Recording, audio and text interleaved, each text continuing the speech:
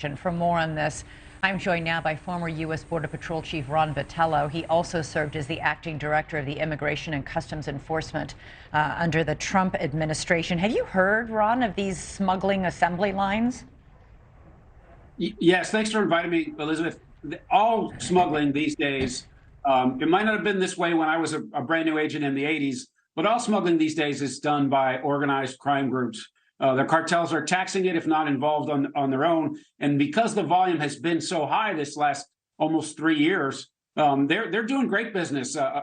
They're the ones that are benefiting from what has happened, this administration's choices about what we do on the border, and the smugglers are the ones that are going to profit for it. And you can see how dangerous this is. That's literally the middle of nowhere. Naco is the middle of nowhere. So those people come across the border, they have no idea where they're going in most cases. They don't know how much water they're going to need on a day like today out in the desert. And so these smugglers treat them like a commodity because they're making millions and millions of dollars a day, smuggling them all over the country.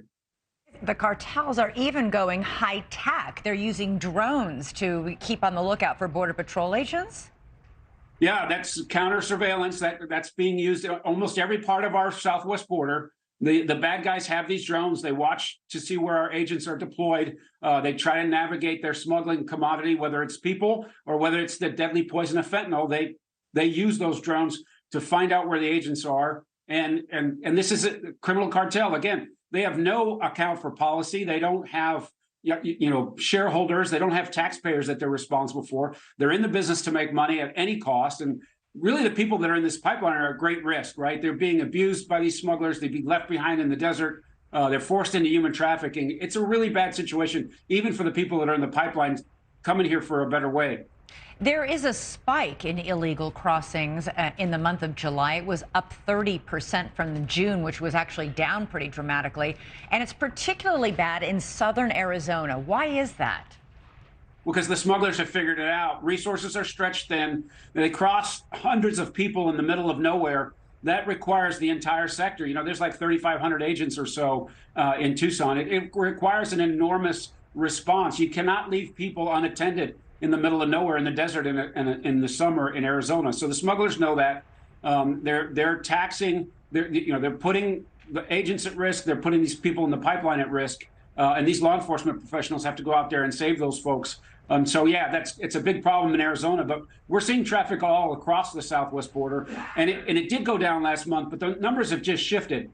People are now using the CBP One app. They're coming in, albeit illegally, and then they're being released. And when you're releasing a third of everybody that comes into contact with CBP, that just encourages everybody else in the rest of the world to come to the border now. So the numbers have changed in the sense of illegal encounters between the ports, but the number of people in the pipeline hasn't shifted dramatically. Yeah, normally we see illegal crossings go down in these summer months because it is so hot. Temperatures in Arizona have exceeded well above 100 degrees every single day. I mean, it is dangerous. So normally we see these numbers go down in July and August. This year we are not. They actually went up. Yeah, the pipeline's never been this big before. We are seeing the worst border crisis in the history of the border.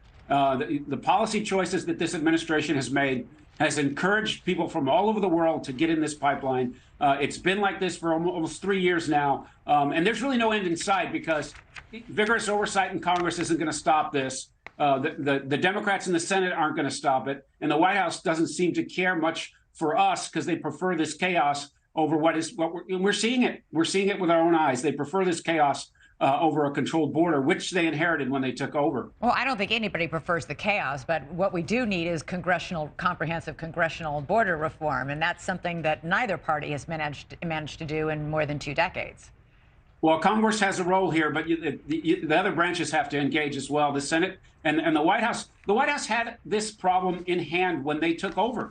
We had the migrant protection protocols, again, not perfect, zero traffic, but a lot less traffic than we're seeing right now. There are 5,000 to 6,000 people a night coming to the border everywhere across, and it does not have to be this way. They could put those policies back in place. They could re-engage Mexico so they could do more with organized smuggling at the line. They could take it to the cartels in the streets. They're not doing it for, you don't think they prefer this chaos, but they've done nothing to stop it.